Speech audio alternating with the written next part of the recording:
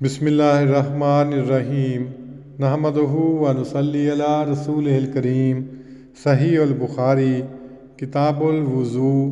باب فضل و من بات علی الوضو، یعنی اس شخص کی فضیلت جو رات کو باوضو رہے۔ حدیث نمبر 247۔ حضرت براء بن عازب سے روایت ہے، انہوں نے کہا نبی صلی اللہ علیہ وسلم نے فرمایا، جب تم اپنے بستر پر آؤ تو تم اسی طرح وضو کرو جس طرح کہ تم اپنی نماز کے لیے وضو کرتے ہو، پھر اپنے داہنے کروٹ پر لیٹو اور پھر یوں دعا کرو، اے اللہ، میں نے اپنے تئیں کلیتاً تیرے حوالے کر دیا ہے اور اپنا معاملہ تجھے سونپ دیا ہے اور تیرے آسرے پر اپنی پیٹھ رکھ دی ہے، امید رکھتے ہوئے، ڈرتے ہوئے تیرے ہی حضور آنا ہے، نہ کوئی جائے پناہ ہے اور نہ تجھ سے بچ کر کوئی بھاگنے کی صورت اور نہ نجات کی جگہ مگر تیرے ہی پاس۔ اے اللہ، میں تیری اس کتاب پر جس کو تو نے اتارا ہے اور تیرے اس نبی پر جس کو تو نے بھیجا ہے ایمان لایا، پس اگر تم اس رات مر گئے تو تم فطرت پر ہی ہو گئے اور یہ کلمات سب سے آخری بات ہو جو تم کہو۔ حضرت براء کہتے تھے، میں نے یہ کلمات نبی صلی اللہ علیہ وسلم کے پاس دہرائے، جب میں یہاں تک پہنچا، اے اللہ،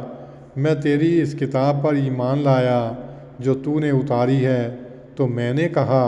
اور تیرے رسول پر؟ آپ صلی اللہ علیہ وسلم نے فرمایا، نہیں، بلکہ یہ کہو، اور تیرے اس نبی پر جو تو نے بھیجا ہے۔ اس حدیث کی تشریح میں لکھا ہے، کتاب الوضو کو امام بخاری رحمہ اللہ نے کس خوبی سے ختم کیا ہے۔ جو حدیث خاتمہ کتاب پر رکھی ہے وہ طہارت و پاکیزگی کے اس انتہائی نقطۂ نظر کو پیش کرتی ہے جس کی تعلیم شارع اسلام صلی اللہ علیہ وسلم نے اپنے پیرووں کو دی اور اس پر خود بھی عمل کیا اور دوسروں کو بھی عمل کرنے کی ہدایت فرمائی۔ رات کو سوتے وقت اسی طرح وضو کر کے سو جس طرح تم نماز کے لیے وضو کیا کرتے ہو، اور سوتے وقت دائیں کروٹ سو تا تمہارا دل ہر ایک بوجھ سے آزاد رہے اور تمہاری نیند تمہارے لیے بابرکت ہو، اور یہ دعا مانگو، اللہم اسلمت وجہی الیک، یعنی اپنے خیالات کو ہر ایک قسم کی دوئی سے کلیتاً پاک و صاف کر کے محض ایک تصور یگانہ اور وحدت تامہ میں از خود رفتہ ہو کر اللہ تعالیٰ کی آغوش میں آرام و اطمینان کی میٹھی نیند سو،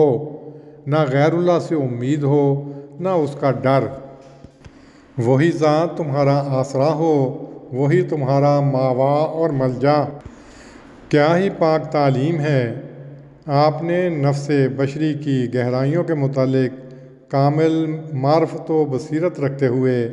اس کے خیالات و اعتقادات کو ہر ایک شرک کی ناپاکی سے پورے طور پر پاک کرنے کی کوشش فرمائی ہے،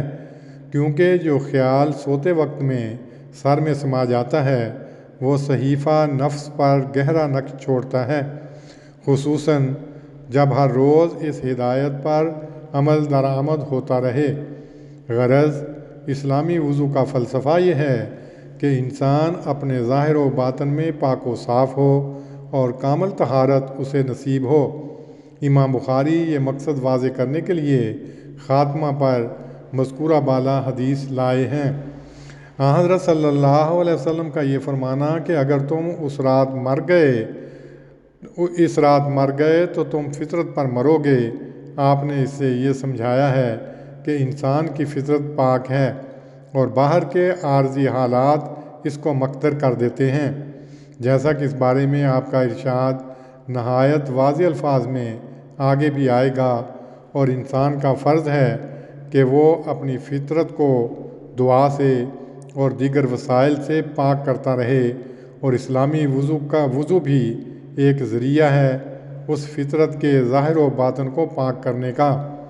کیونکہ ظاہری پاکیزگی بھی اپنا اثر باطن پر کم و بیش ڈالتی ہے، جیسے ظاہر کی گندگی نفس میں گندا اثر و گندا میلان پیدا کرتی ہے۔ پس تمام ایسے مسائل جن سے فطرت کراہت کرتی ہو محمد رسول اللہ صلی اللہ علیہ وسلم کی تعلیم کا نتیجہ نہیں۔ حضرت صلی اللہ علیہ وسلم کا حضرت براء بن عازب کی اصلاح کرنا کہ یوں نہ کہو و رسول کالذی ارسلتا، بلکہ یوں کہو و نبی کالذی ارسلتا، یہ اس لیے کہ پہلے جملے میں تکرار ہے۔ رسول کے معنی وہ شخص جس کو اللہ نے بھیجا ہو۔ اس صورت میں الفاظ الذی ارسلتا کی ضرورت نہ تھی، اور وہ نبی کالذی ارسلتا کا جملہ دو مقصد ادا کرتا ہے۔ حضرت صلی اللہ علیہ وسلم کا ایک تعلق باللہ بحیثیت نبوت کے، اور آپ کا دوسرا تعلق بنی نوع انسان کے ساتھ بحیثیت رسالت کے۔ دونوں تعلقات کو آپ نے کامل طور پر نبھایا ہے۔ گندگی میں لتری ہوئی انسانیت کو پاک و صاف کر کے اس کو اللہ تعالیٰ سے ملانے کا بیڑا آپ نے اٹھایا تھا۔ آپ کی رسالت کا یہی مقصد اعلیٰ ہے، اور اس کے لیے پہلا مرحلہ جسم کی طہارت اور خیالات کی پاکیزگی تھا۔ آپ نے اس مرحلے کی ایک منزل وضو قرار دی ہے،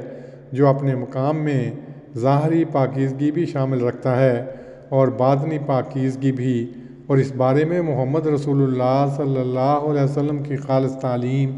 اور آپ کے پاک نمونے کو مد نظر رکھ کر ہم اقرار کرتے ہیں کہ آپ نے رسالت کے اس حق کو پورے طور پر ادا کر دیا ہے، جس کے متعلق اللہ تعالیٰ نے آپ سے ارشاد فرمایا،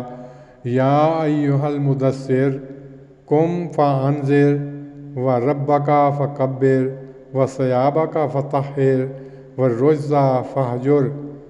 المدثر 2-6۔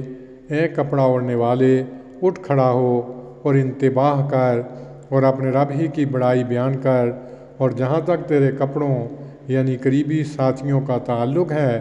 تو انہیں بہت پاک کر، اور جہاں تک ناپاکی کا تعلق ہے تو اس سے کلیتاً الگ رہ۔ اللہم صلی علی سیدنا محمد وعلی آل محمد۔ اور امام بخاری رحمہ اللہ نے بھی اس کو ہم تک پہنچانے میں اپنا فرض خوبی سے ادا کیا ہے۔ جزاہ اللہ عنا احسن الجزاء۔ اللہم صلی علی محمد وعلی آل محمد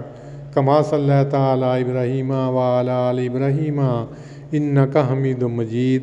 اللہم بارک علی محمد وعلی آل محمد کما بارکت علی ابراہیم وعلی آل ابراہیم انک حمید مجید۔